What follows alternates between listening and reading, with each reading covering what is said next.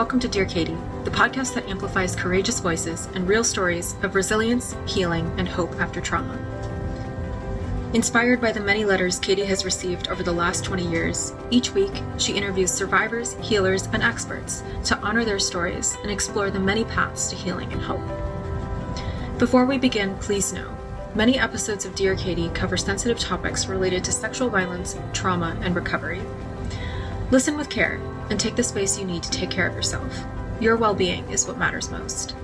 Now, let's join Katie and today's guest for a conversation that matters.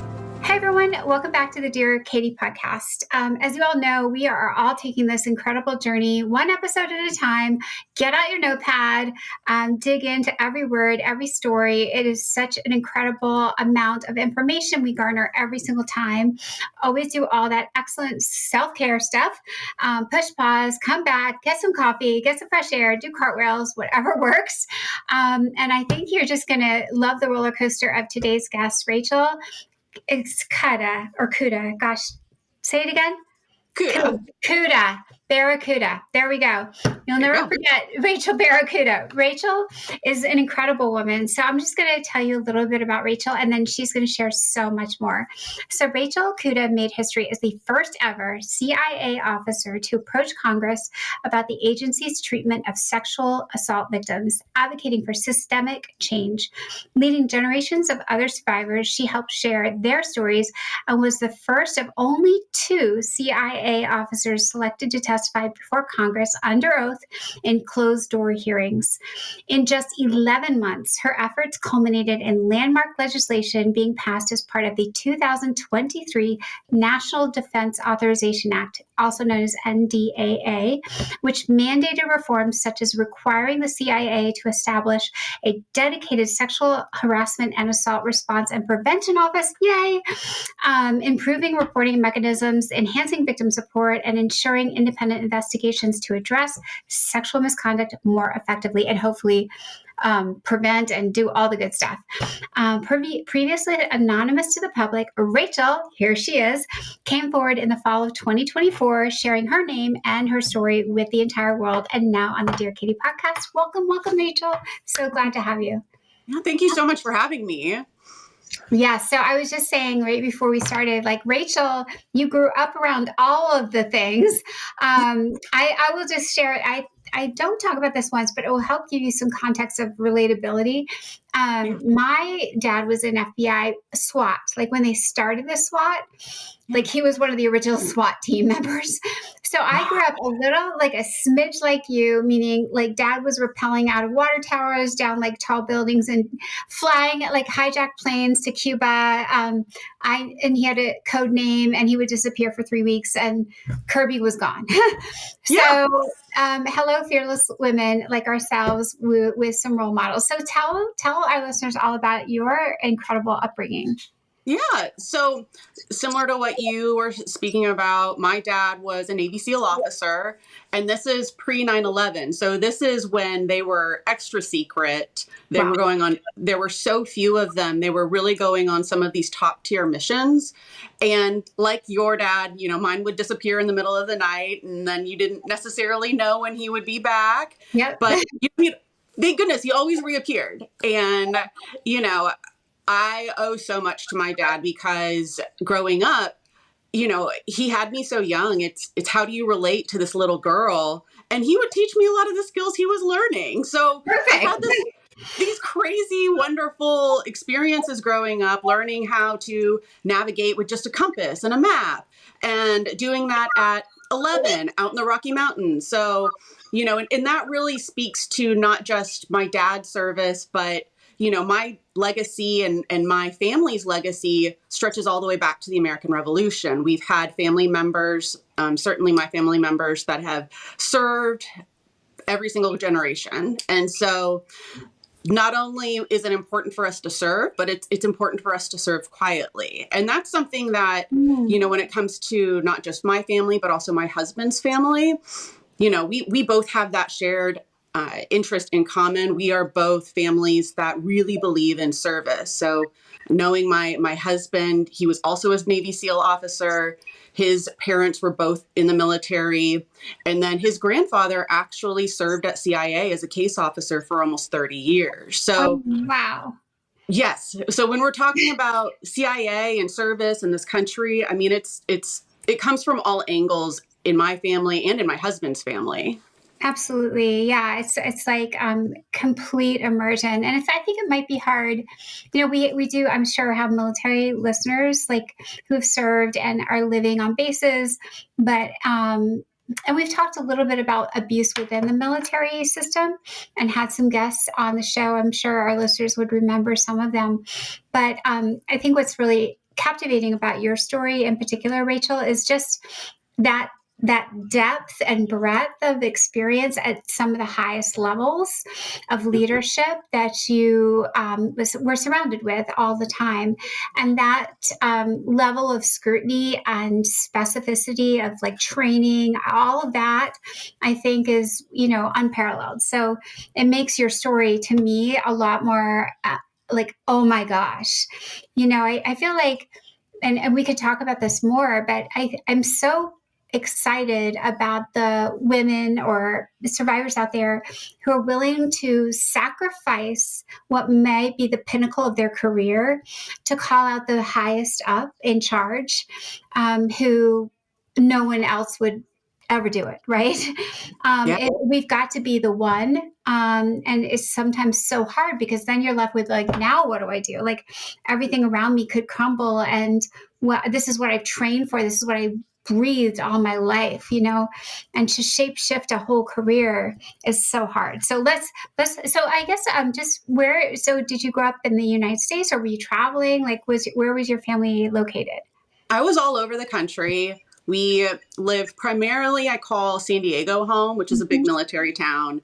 But I lived in Colorado, Texas, California, Tennessee, Oklahoma. I mean, you name it.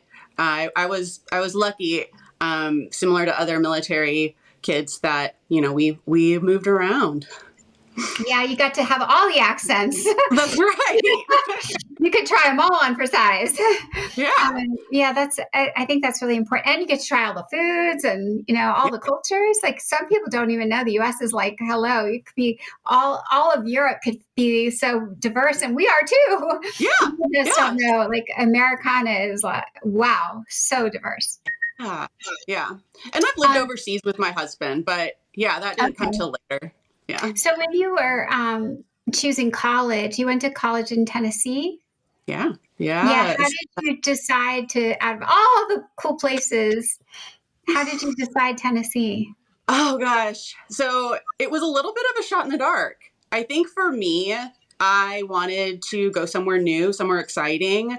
I also was just really excited about the experience of having a full college experience. I had been talking to the Air Force Academy at the time, actually, about potentially going there. And my dad, who had been at Texas A&M and had been in what they call the Corps of Cadets, he said, go have a fun college experience. Go have fun, go to all the football games, the military and the government, they're always going to be there. So let me just tell you one thing, Rachel. At Texas A&M, when I was like in my first, I would say especially in the first 10 years of my speaking, like from 18 to 28, I was at Texas A&M and I was trying to recruit people to come hear me speak. Like I would go actively find humans and go to club meetings. So I showed up when the Corps of Cadets was training, and the officer in charge, he said, we will all show up for you if you run with us at, it might have been 5 a.m., but maybe it was 6. Wow. And so I was like, I am there. So I got up the next morning and went running and did the chants.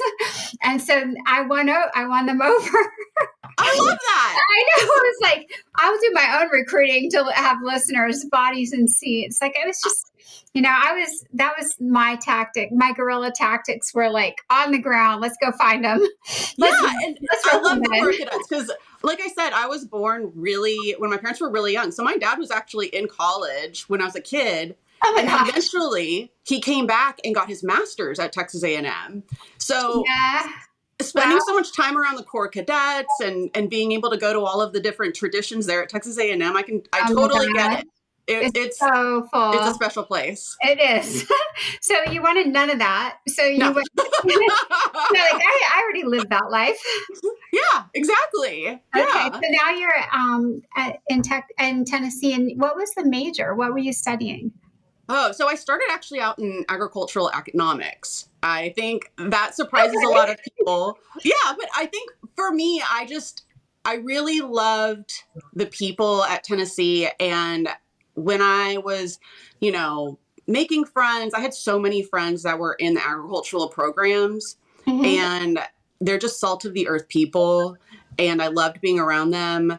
And there was this idea my family's always been very close to the agricultural community. My grandparents grew up on a dairy farm out in the middle of nowhere in Oklahoma, and so I started out in that major, but Gotcha. eventually, you know, as I got closer and closer to graduation, I started to realize, like, okay, let's look at a broader major. Let's look at a broader degree that I can actually market myself with. So Yep. I I ended up with a major in finance. So Okay. yeah, This is a little different. just a little You don't different. even know how much plants cost, but maybe Well, I a love big to jump. garden. I see a garden That's back there. yeah. Okay, so you're now doing that, and then what happens next? Oh, were you a So sorority? Were you in the Greek life? yes, so I was a Pi Phi. Everybody at Tennessee is so full. I like when I spoke there, the sororities. I stayed at the sorority house. I was like, Oh "That's wow, good." Yeah, I was which like, one? maybe KD. Okay. I'm trying to think. It might have been Kappa Kappa, Gamma, one of Yeah, them. Alpha one of Chi. yeah. Yeah, yeah. They Yeah, were so I was there before we even had sorority houses. oh my gosh, So no, like, these were like nice, like real pretty in a little circle. It was like I was like, this is a nice house. With a kitchen. Yeah, it was really sweet. It was kind of on the slope toward town, is where I yeah. remember. Anyway, you go. So Oh, yeah, so you were in the sorority house and oh, I then wasn't. oh So no, no we Greek. didn't. Yeah, no, we didn't have sorority houses. They were like Moving in the on. process of being, Okay. yeah, Okay. built. So, but from there, after I graduated, having a degree in finance, the financial markets took a downward turn. And so I was really lucky that I had always been really into computers, automating, had done that since I was a kid, really. And my dad had taught me to, do a lot of different programming. And so I was able to actually apply that in my first job. I got a job at a medical startup. And what we did was we really focused on revenue cycle. They call it revenue cycle management, which is essentially helping doctors and independent physician practices get paid faster. And so I worked as a developer, essentially helping automate those processes and looking at CPT codes and the complexities of the healthcare system. So that was my first foray. Now, I had talked to CIA while I was in college. Mhm. That was something that we were having ongoing talks about. But at that point in my life, I wasn't really looking for the adventure quite yet. My dad had given me a lot of good advice of, try the private sector first. And then if you don't like it, the government's always going to be there, right? That was something he had always said to me is like, go try this first. You're going to be working at a startup. What an opportunity. You're going to be using some really cool skills. Do that first. And then if you still want to go to government, it's always going to be there. You can retire, Mhm. in you can start a career in your 30s and get a pension and do all of those things that you ever would want to do while also having all of these other experiences. So you started the CIA talks. What was your initial impression? Like, you had seen it from a different side, right? From your dad's side. So now what was it like on this side of being an applicant? Yeah, so being an applicant, after my dad had gotten out of the SEAL teams, he had actually been recruited by the CIA as Mm-hmm. well. And so it wasn't really a surprise going into the application process, having some of these very strange interactions where you're getting random phone calls and they're not being entirely forthcoming with who they are, where they're calling. But, you start to understand, like, okay, I'm talking to the CIA here. But I think for me, that it felt very natural. I kind of understood what was going to happen. My dad had been able to talk about, his own experiences going through the application process. So as different as it was compared to traditional recruiting efforts, I would say, you got to have fun with it. I sense the humor. Yeah, you do. Okay. Yeah. Yeah, I know. I would say people would find that shocking, but I do think there's a specific type of wit in law enforcement at the high level. I know going to enough FBI parties where the guys I would say guys, it was almost all guys back then, would get together, and I was just, I would listen at the edges, and definitely, they do have their own insider jokes. And they love to tell stories. So I'm sure you got all that down pat. But okay, so now what happens next? So at that point, I loved working at the startup, but I don't love startup hours. So I move out to San Diego, which is kind of my hometown, and I started working for a military contractor.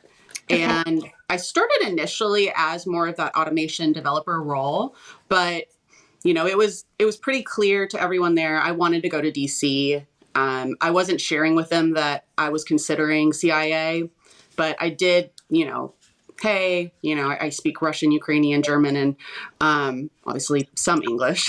That I really, I do want to be able to use those skills one day. And so from there, what I didn't expect is, while my job was super supportive of having me go out there and go through another application process, I met my husband. And Okay. that really turned everything on its head. I was... When was that, Rachel? So that was, 2014, maybe 2013. Mm-hmm. Yeah. So we've been married for over 10 years. So it's been a while. How did you meet him? So we actually met online, which was Like one of those apps? Yes. Oh my gosh. What is that? Okay. So I tell this story, and so I was just having fun, on these apps, going on great dates, meeting a lot of wonderful people, but I wasn't really serious about it. It was a great reason for me to get out of work at 5:00 and be able to not work 12 hours. Yeah. I've got a date, and I was having such a good time. And then I meet Joel, who's my husband, and it was so unexpected. I mean, for me, we didn't talk about what we did for work so much, and I would have never guessed he was a Navy SEAL. I mean, he was this, long blonde hair, blue eyes, tan, surfer looking guy. And, he drove an electric blue Mini Cooper with, and he liked drinking Shirley Temples, like he's not afraid of any sort of, anyone questioning his masculinity. And so there was a day. So we get to this point, though, where we've dated enough, and we get the sense like, okay, we're going to start really moving this forward. This is getting serious. And he sits me down one night and he says, Rachel, I've got to tell you something about my life. And, it's going to impact our relationship moving forward. And, this is just so important that you know this about me. And in the back of my head, I'm going, is this guy a criminal? Like, are we talking? I'm a convict. Yes. Right. Some sort of like animal kingdom type, mafia that I'm getting involved with. I'm the third generation of like something. Yeah, exactly. Yeah. Okay. And he goes, I'm like, okay. And he says, Rachel, I'm a Navy SEAL officer. And I guess my reaction was not exactly what he was expecting, because it was a little bit of the, really? Oh, darn. Yeah. You could have been somebody. Yeah. You could have been. My whole adult life, I had never been on a date with a Navy SEAL. I had actively avoided them because it is such a hard life that I had watched my mom, really just put everything into, my dad's career and into me when he was in.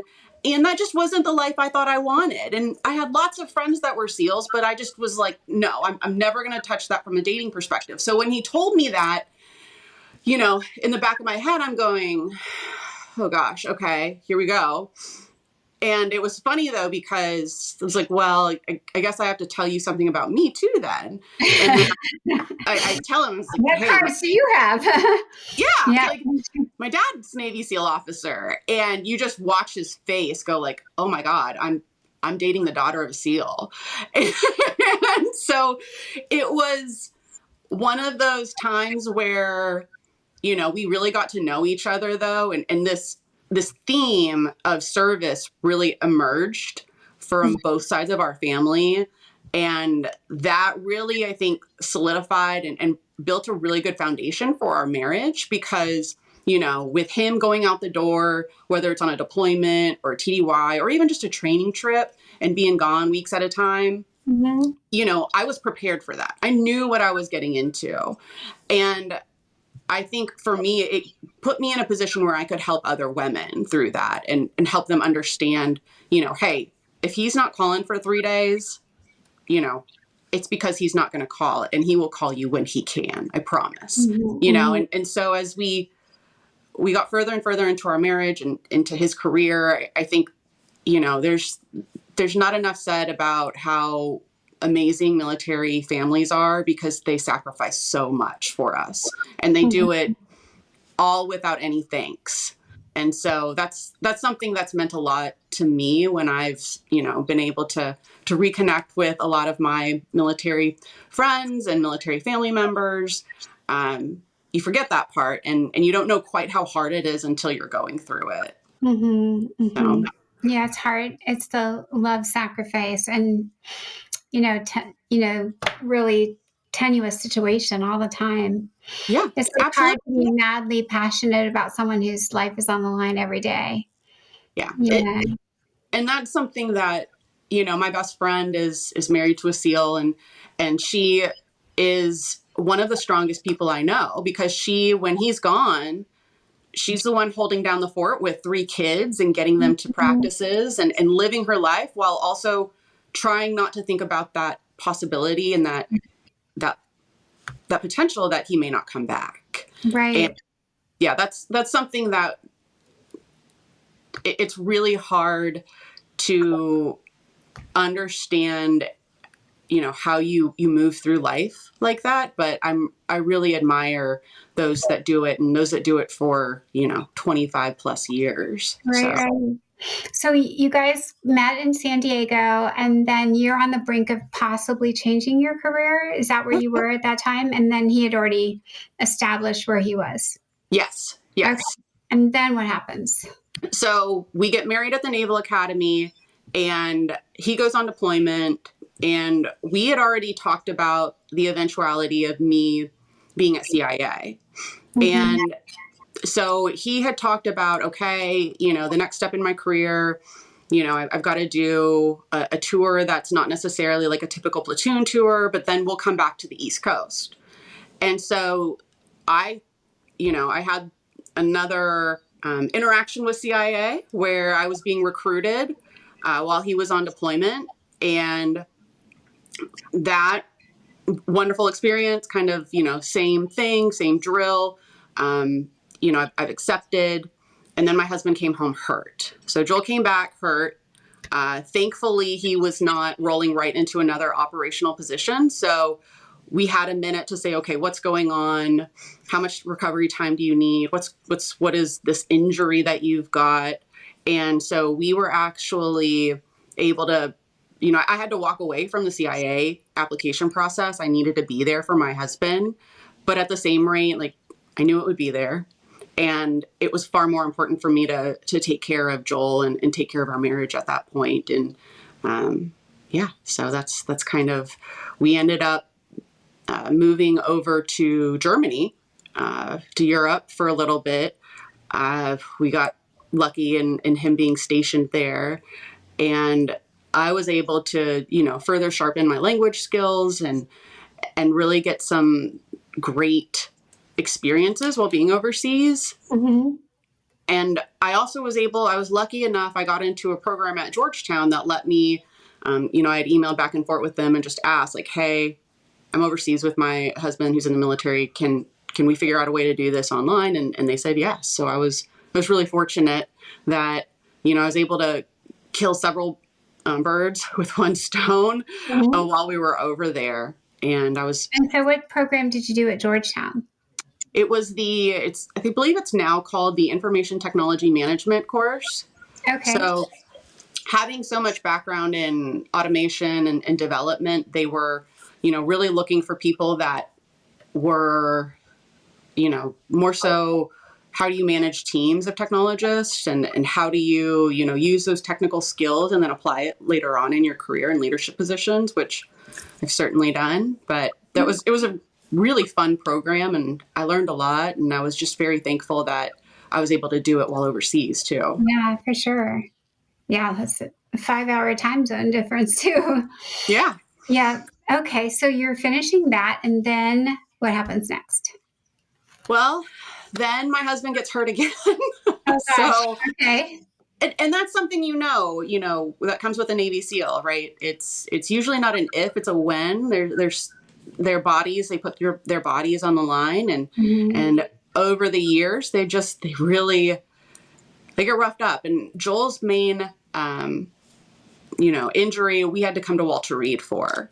And that was obviously a really hard time to see my husband and be there and support him and make sure that he's okay and he's getting the care he needs. But it also gave us the opportunity because at that point, Joel knew, hey, operationally, I can't operate anymore as a SEAL. The issues that I have are just they're too egregious, right? And we need to, pump the brakes on that career. I'm probably, going to need to get out. And he was medically retired, 100% disabled. I'm very thankful to have him here and okay today, but that was a really hard time. And it also, though, was the time when Joel and I had a sit down conversation about, okay, I think this is your time to serve, Rachel. I think the timing is right for you to go to CIA. Okay. Yeah. So, and I mean, really, Joel's family having had, 30 plus years, his mom, grew up while her dad was a CIA officer, a case officer. We were not necessarily going into that naive. So Joel knew, right, there are going to be challenges. There are times when I'm not going to be around and, there are going to be times where I can't tell him anything about what I'm doing. And, I think for any spouse, that's really tough. And to know that going in was really hard on him. But at the same rate, he understood it, right? He understood, like, this is Rachel's way to serve. This is the place where she can take all of the skills she's built over her lifetime and really use them. And use them for the betterment of lots of other people. And so I was really excited. And, this time the application process, just like all of the others, it went through, it went pretty smoothly. And I was fortunate enough during that time while I was in the application process, you might know that for the CIA, generally, at least for the Directorate of Operations, which is what I was entering to, it can be a years-long process. So, and it was for me that I was working again at that military contractor. I was working at the Pentagon and just had a really wonderful team. I was leading a team of technologists and data scientists, epidemiologists during COVID. So I loved that job. I really did. It was hard to walk away, but I felt like, okay, now this is it. This is the time I need to finally go do what I'm supposed to do. Okay. So you're officially CIA. And what year are we in now? I'm sorry? What year was that? So I was accepted in 2021 with a start date of Valentine's Day 2022. Okay. And then you start. Then I First start. day. Yep. Yeah. Okay. So now what happens? Now what happens? So for me, going, you're in indoctrination and you're going through basic orientation, right? A lot of the same things you would go through at any sort of corporate job. What was unique about me entering the CIA was that within, say, about 2 weeks of me entering, Russia invaded Ukraine. So all of a sudden, all of these skills that I had been building over my lifetime were very applicable and very needed. So speaking Russian, Ukrainian, and German, that brought a lot of people to me and to my doorstep saying, hey, do you understand what's going on here? Hey, do you know the meaning of this word?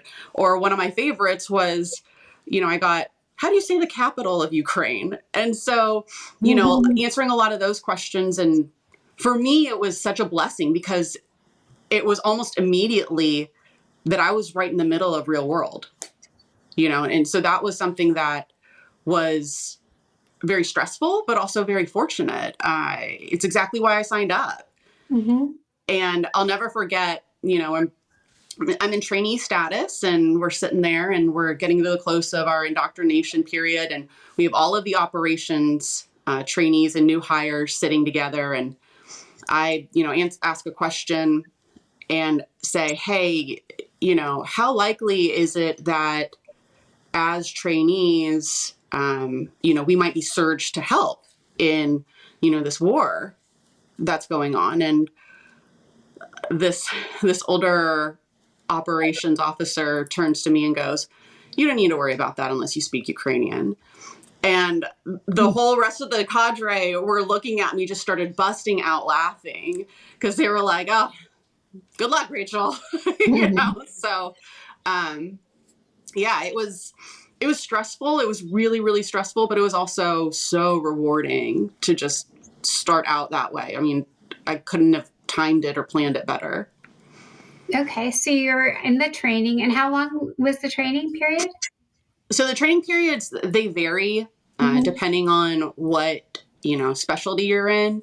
But at the time, I think, you were waiting on, your start date to the farm, and the farm is about 6 months. So, you're actively involved, right? Like you're in operations until then, right? They want you to have that real life experience going into the farm. So it's a bit of everything.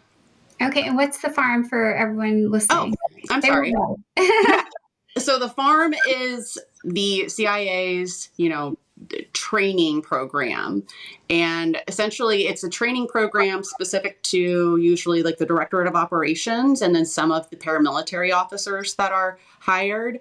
And they're putting you through the paces of essentially what you would be doing on the job. You're pretending to meet assets, you're, detecting surveillance, you're, writing all of the reports that need to go out and go to all of the other, consumers of intelligence information in the United States government. And so it's really that training and that proving ground.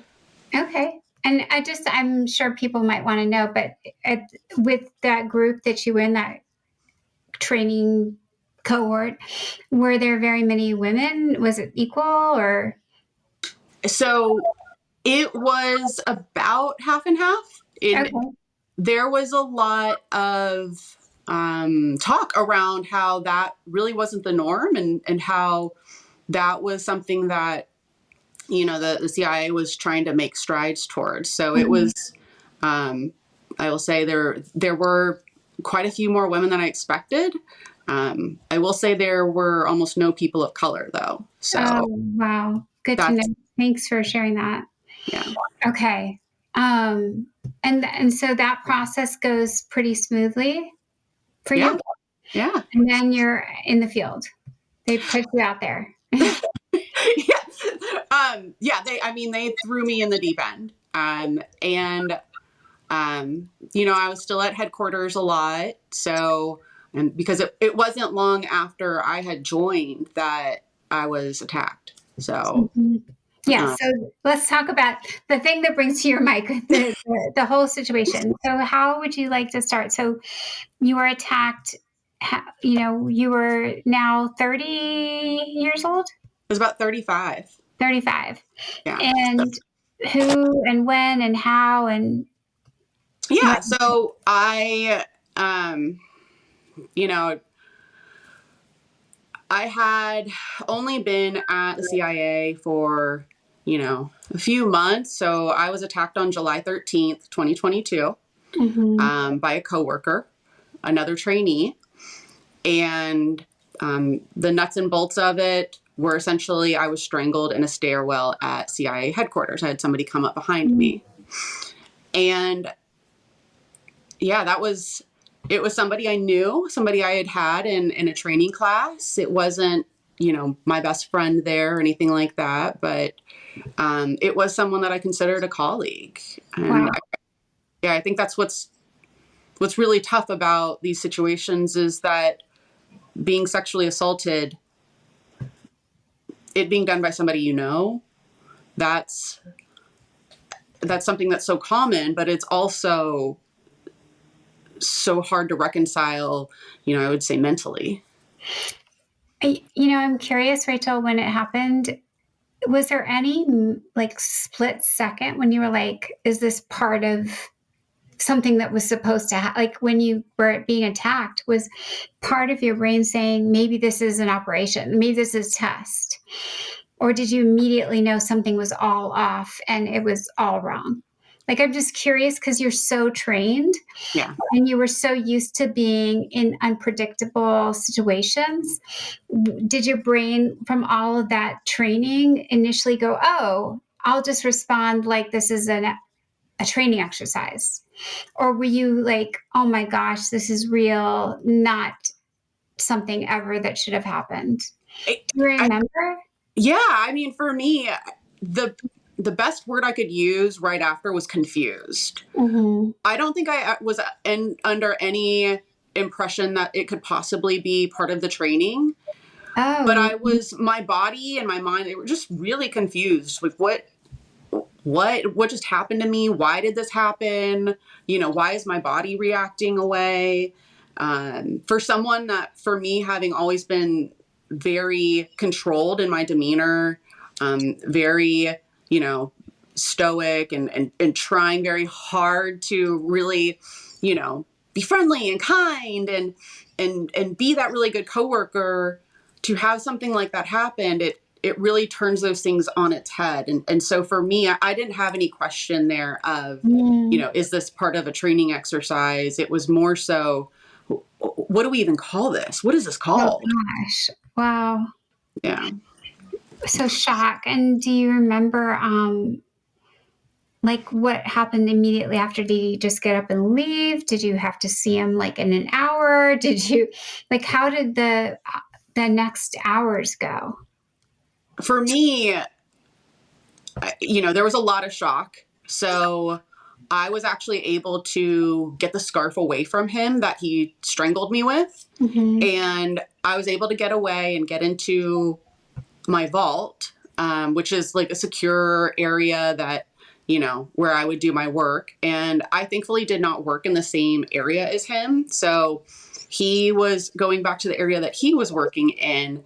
And for me, there was something so off about the attack that I really just had to center myself. But I also felt like, okay, I have to get out of here. Right. I don't, something's going on. And so for me, I threw the scarf in a desk drawer that I never used. And I checked our internal messaging system to just see like, okay, is he around? Is he close? And it showed he was still away. So I think I made that assumption of like, okay, he's still probably walking back towards his desk. So maybe if I leave now, I won't see him again.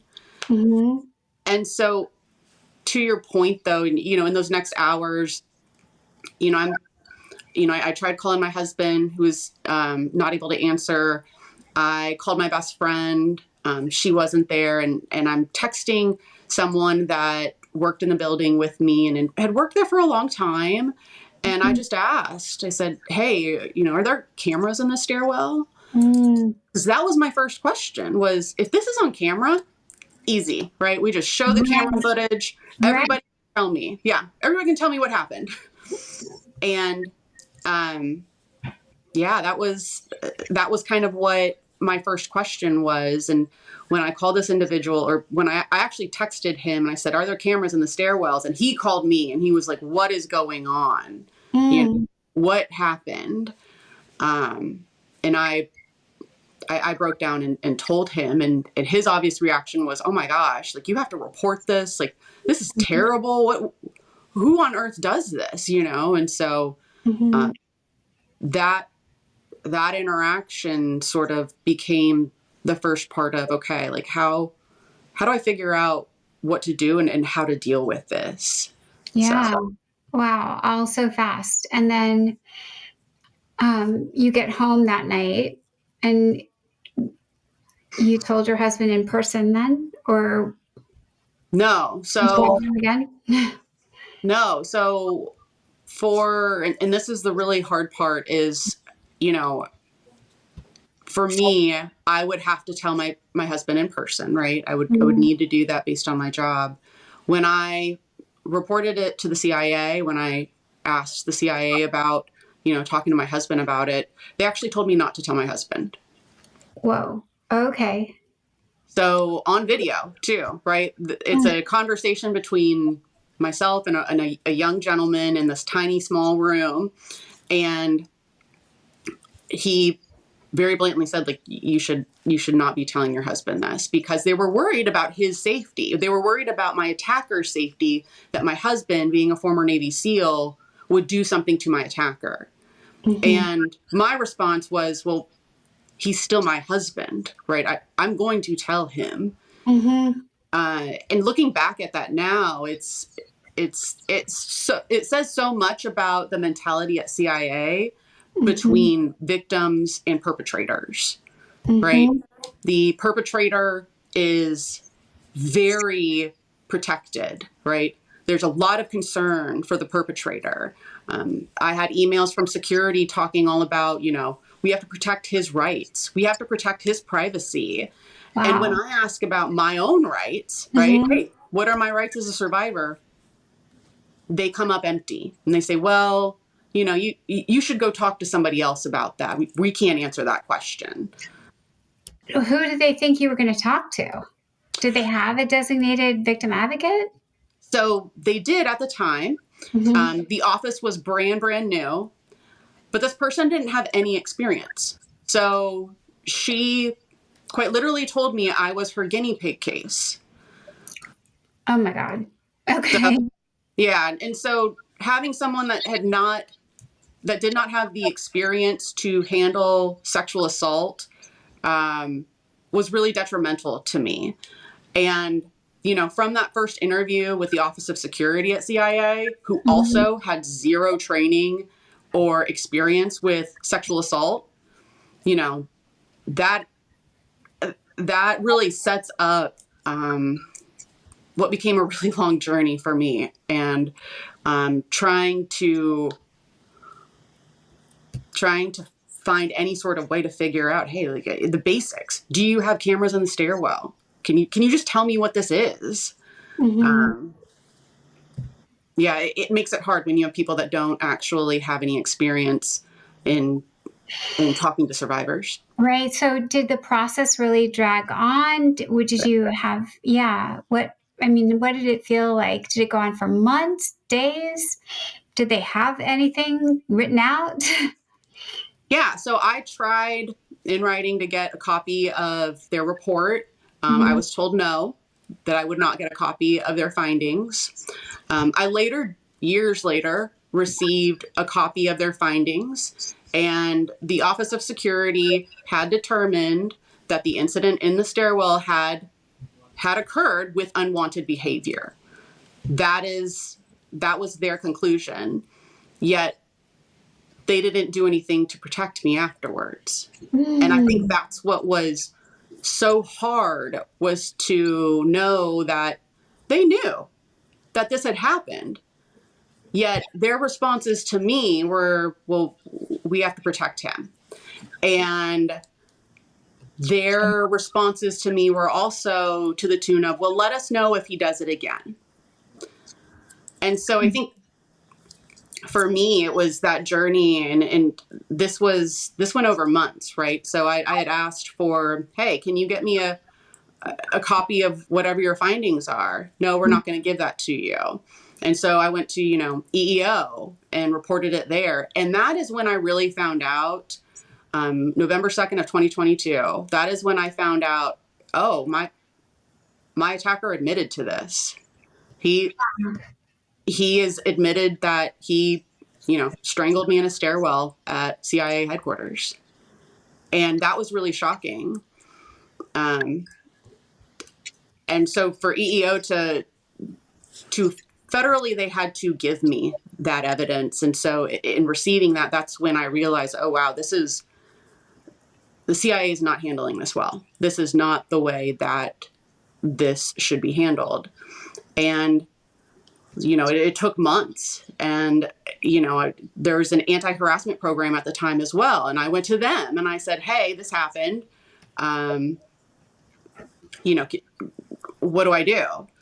And in their findings, they found it, to be true that on July 13th, 2022, that, my attacker had come up behind me and lassoed me with a scarf.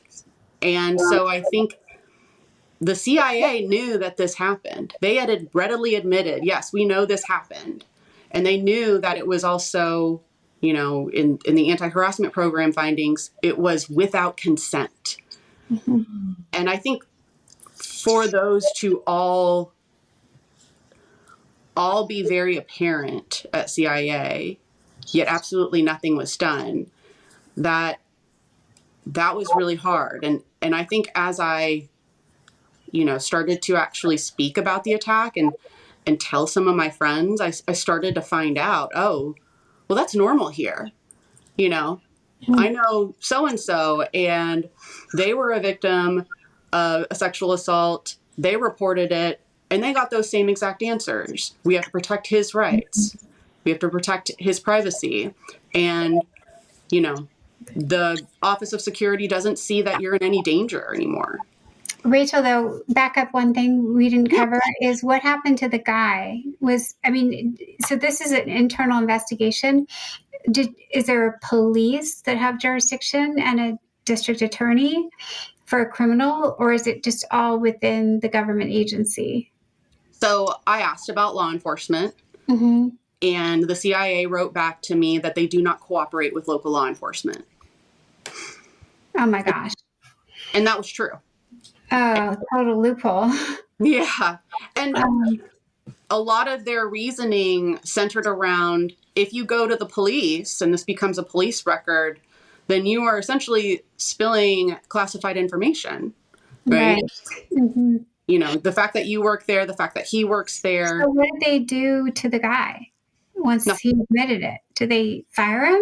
He's running around? What was he doing? Yeah, so nothing. So he's working there today. So he eventually resigned, mm-hmm. but during the investigation, he was never put on administrative leave. Mm-hmm. And I was not given any information to his whereabouts. I asked for him to be badge blocked just for my own safety, just from my vault, from where I was working. And I was told no, they wouldn't do it. Wow. That's ridiculous. Yeah, no, it was.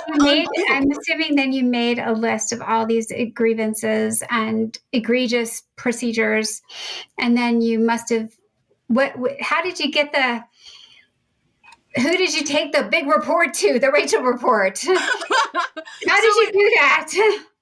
No, so. Did you call the newspaper? Tell us that part, because I know we're running out of time. We gotta get to the end. No, so what happened to the Rachel report? So for me, when I got an attorney involved, he was really helpful. He had previously worked at the agency, and he was trying to understand, hey, you guys, you guys know this happened. What's going on? And after getting so much pushback, he had previously worked in Congress on the Hill, and he was able to get in touch with HPSC, which stands for the House Permanent Select Committee on Intelligence. Mm-hmm. And they're really the House's kind of governing body of CIA. And my attorney was also able to get in contact with the FBI and local law enforcement and said, hey, we're going to go report. And Rachel has made this decision. Both FBI, local law enforcement, and Congress. Okay. And so we made that known, and CIA had various reactions of threats. And, they told me the morning that I went to go testify and talk to Congress that, if you leave this building to go to Congress, there will be consequences. Did they say what? We're going to fire you? No? No, they didn't. They weren't specific, because I had pretty much, cut them off at that point, and was like, okay, well, I've got to go. So, and it was a lot. And, bringing other women to the fold of saying, hey, this isn't just something that happened to me. This is part of a standard operation. This is a standard operating procedure for CIA, right? You come forward with, an allegation of sexual assault, rape, what have you. Let's say you have some evidence that proves that this did in fact happen. CIA had a very specific procedure of saying, we have to protect his rights. We have to protect his privacy.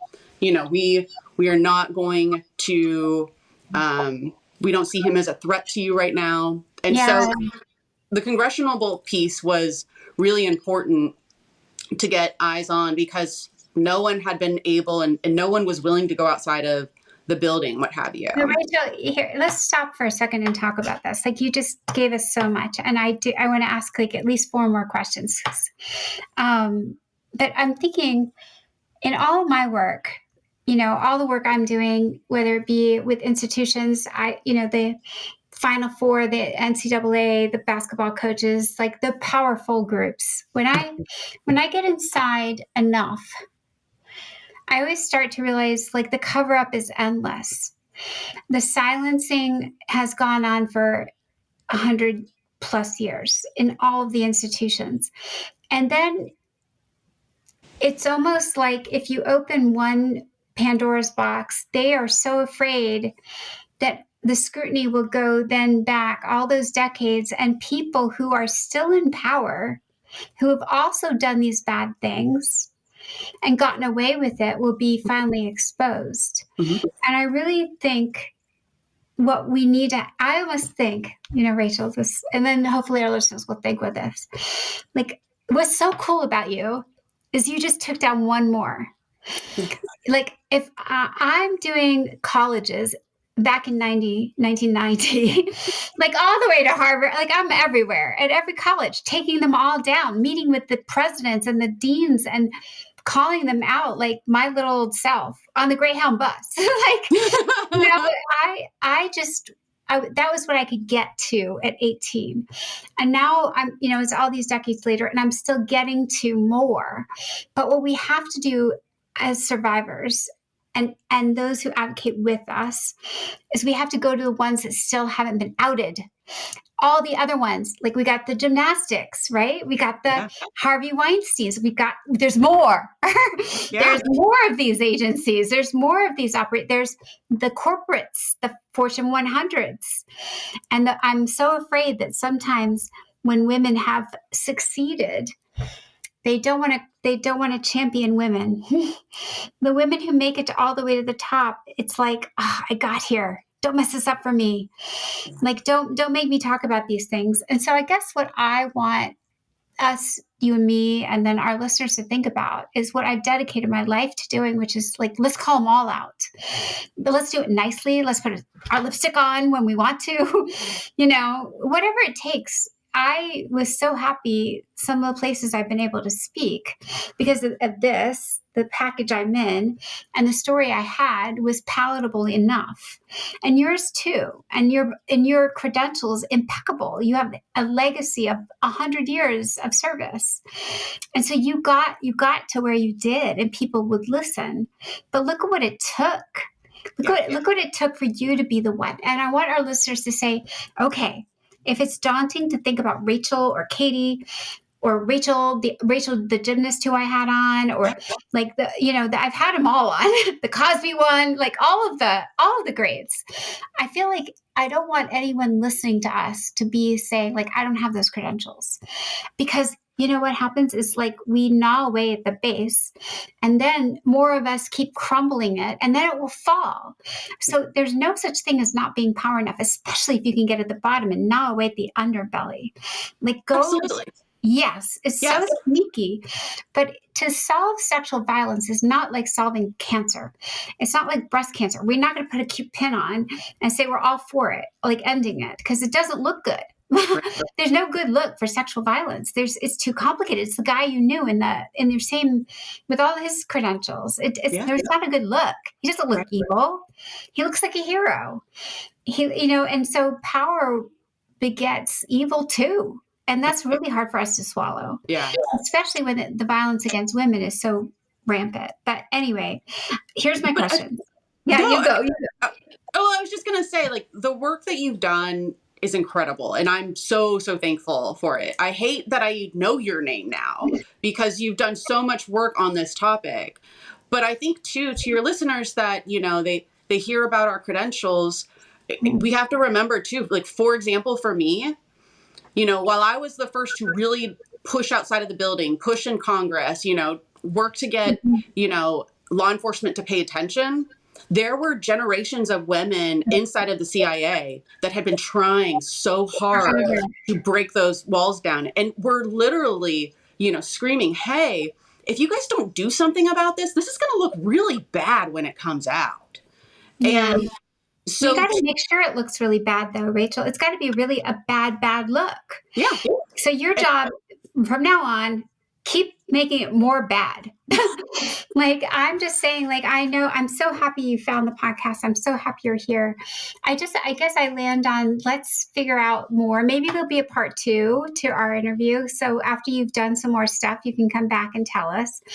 But I guess I also like to talk about as thriver, survivor, kick butt woman, what does it look like? I mean, you've talked a lot about your husband, Joel, and he's a rock, and you're lucky to have him. But I guess my first question is, like, your whole family, was there any budge on their commitment to you as daughter or granddaughter or sister, or, like everyone was right there lockstep with you? Okay, that's good.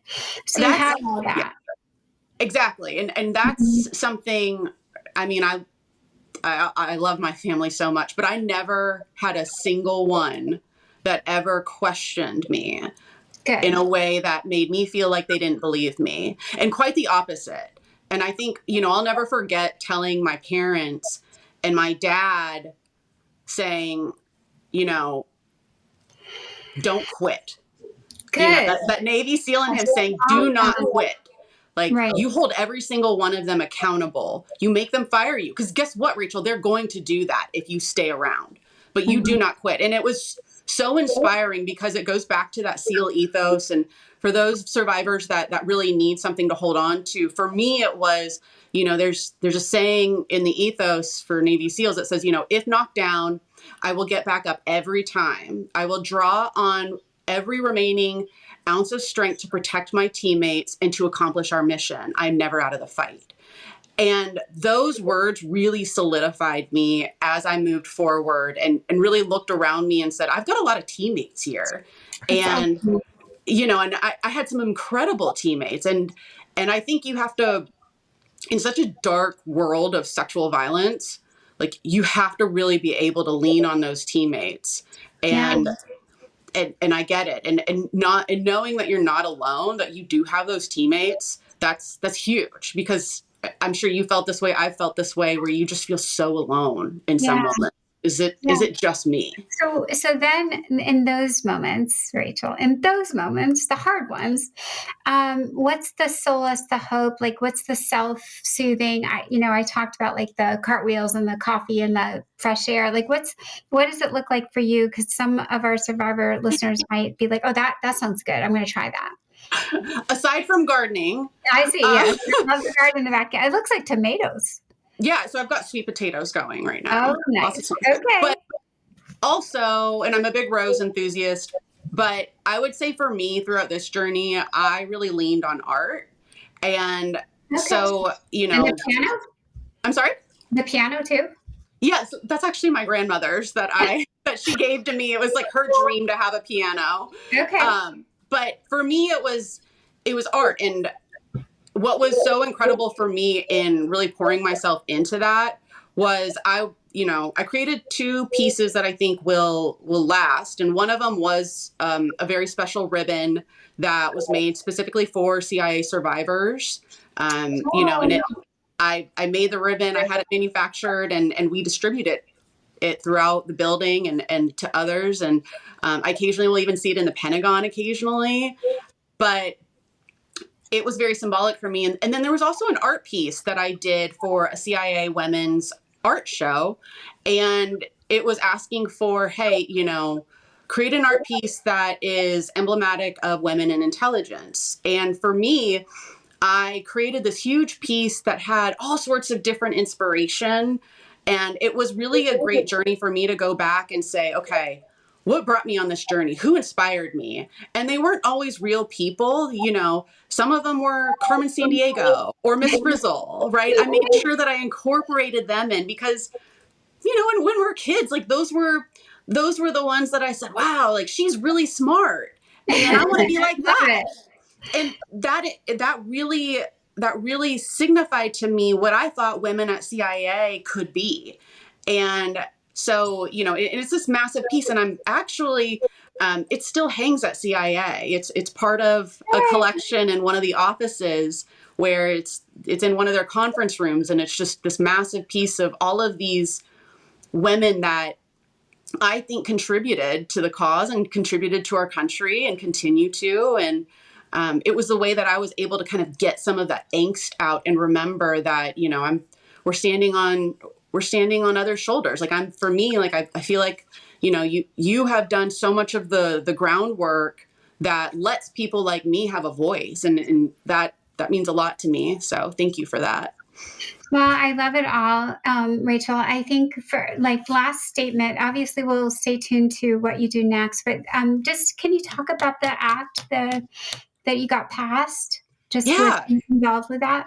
Yeah. So I went to Congress in January of 2023 and basically said, hey, a lot of us, it's not just me.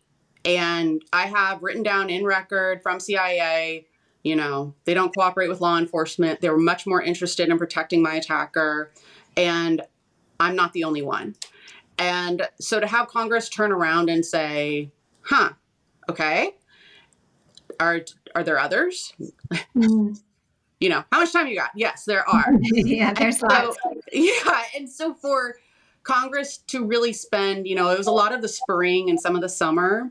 And then actually on the 1-year anniversary of my attack, they released a report, a Politico did, saying, hey, there's a bill being drafted in order to combat sexual assault at CIA. And that meant a lot to me. And so we go through, and then I'm heading into the fall, and I went to the farm. And so while I was at the farm, both the criminal trial, the initial criminal trial where my attacker was convicted happened. And then also the official on the record, testifying in front of Congress under oath, that happened as well. I had to leave the farm for both of those. And that's where I asked. I said, hey, you've got a bill, please pass this, because we need things like some sort of measure of accountability. We need somebody that's not just dedicated to an office, but we need people with a lot of experience in here, because we are in such a strange world, in the intelligence world. And so we need someone that can kind of understand both, but also navigate and fight for us, that has that oomph that we need. And I think for survivors, and they passed it like 2 months later. And that is such an 11 months, it's such a short time period. I think it shows just how bad the issue was and is.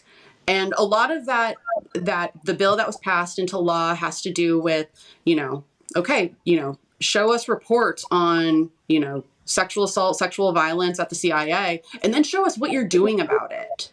Right? Show us the programs that you are willing in terms of, education and training, because I know some of these things sound very elementary, but those things didn't exist, right? So CIA is really starting at a very elementary level to say, okay, this is what sexual assault is. This is what sexual violence is. This is how to spot it, bystander training. This is how you help survivors. And here's how you don't help survivors, and really trying to bring that accountability forward. And don't get me wrong, there's still so much work left to be done. There's so much more that I would love to see in legislation and that I'm going to work for. But for right now, and in that moment, it was such a huge win to get anything passed so quickly. That's awesome. It was a huge blessing. Yeah, it's so fun to listen to you, because that was how I felt about helping to write the Campus Security Act. Well, not so much that the Victims' Bill of Rights, the Sexual Assault Victims' Bill of Rights was passed in '91 by the first Bush, and I was there in that Time magazine testifying. Kind of it's so fun to hear you doing the same thing now that I was doing at age 18. It's so weird how we have to keep doing the same thing in different spaces and places. Yeah. But what's going to happen next is we're going to do it all over the world too. We'll get done. We'll finally get done in the U.S. Or we'll get to 85%, and then we can go do the same thing in every country. Everyone needs it, and every one of these same systems exists pretty much everywhere else. Education and the law enforcement. So we still got lots to do, but I think what's good is if we can. And hopefully this will get released before our global symposium. But in December, we're bringing together 12 different countries and leaders from NGOs and law professors to talk about the issues in their countries. So for our listeners, that's going to be the first of a series that we do at Take Back the Night. And I hope you'll be inspired by Rachel and just emboldened that it's better to try. And stay. What I love about you two, or Rachel, was you stayed very calm and organized. And so in the face of such horrible emotional turmoil and trust and loss and violation, I think being able to stay grounded and finding those solid places to stand and coming back to them when you need it, because you're going to get unstable. We all do. Yep. But finding, and I think another thing I like is, using this path to justice and fomenting change has been a healing journey too. So, my goodness, I'm so happy you came on the show. Thank you, Rachel. Yeah, thank you for having me. Yeah, I think, so many of those points that you hit on, I think, we have so much work to do. And this is not what I saw myself doing. Nobody does. Nobody does. Nobody does. Yeah. To your listeners, it's work that, we don't want our daughters and our sisters to have to do. Yeah. You don't want the next generation to have to do this work. And I think for me, that was one of the hard things about CIA, was looking around at the women and in terms of higher positions and leadership, there weren't as many, but you're just you're mad at them. You're like, hey, why don't you do something? Yeah. And so I think, whether you're the first or whether you're one of many, I think it's like what you said. It's so important to just keep that momentum going and really support each other, because this is not easy. Yeah, I think also another thing I take away, and hopefully our listeners will, is like stay focused on the facts Yeah. and don't get confused by your own biases or assumptions about gender or anything else. Like, I think when I could dig in deeply, I said, I'm going to still get straight A's. I'm going to graduate from this darn college. I'm going to get straight A's and I'm going to change the world. Like, don't mess with me. Like, I'm going to prove to you I'm that good. Like, I think you've got to be that good and that focused. And it takes heroic effort. But the more clear you can be on the facts and be, analytical in the face of emotional turmoil is so helpful. Yeah. It's hard, but maybe this episode, listen to us again, listen to Rachel and myself again. And, it doesn't have to be the single style. I love the shouting and the screaming, and you bang on pots some days, but I think staying really clear focused. Yeah. So Absolutely. a chess match can be won. Well, for our listeners, thank you for journeying along. My gosh, I hope you took another 4 pages of notes. And come back and revisit episodes that you really enjoy. I hope you'll do that. There's listening to someone in a different mindset or a 6 months down the road is always a really good way to go back and see how far you've come as well, because you'll hear different things. And Rachel, thank you so much. Keep going. Oh my gosh, you got one thing done. Now we got 12 more to go. And we'll look forward to following your story and looking for more action on your part. I'm sure you will continue. So until we have another episode, everyone, together we thrive, survive, and continue to grow from our healing journeys. Take care. Thank you so much for joining us on this episode of Dear Katie. These conversations are never easy, but they're always necessary, and we're so grateful you chose to share this space with us. If something in today's episode stirred something within you, please give yourself what you need. Whether that's rest, support, or just a deep breath, you're not alone. To hear more stories, resources, and survivor-centered conversations, be sure to subscribe and follow us on your favorite podcast platform. We want to hear from you, so please leave us a review and share your feedback. Your thoughts help us create episodes that resonate with listeners. Until next time, take care of yourselves and each other.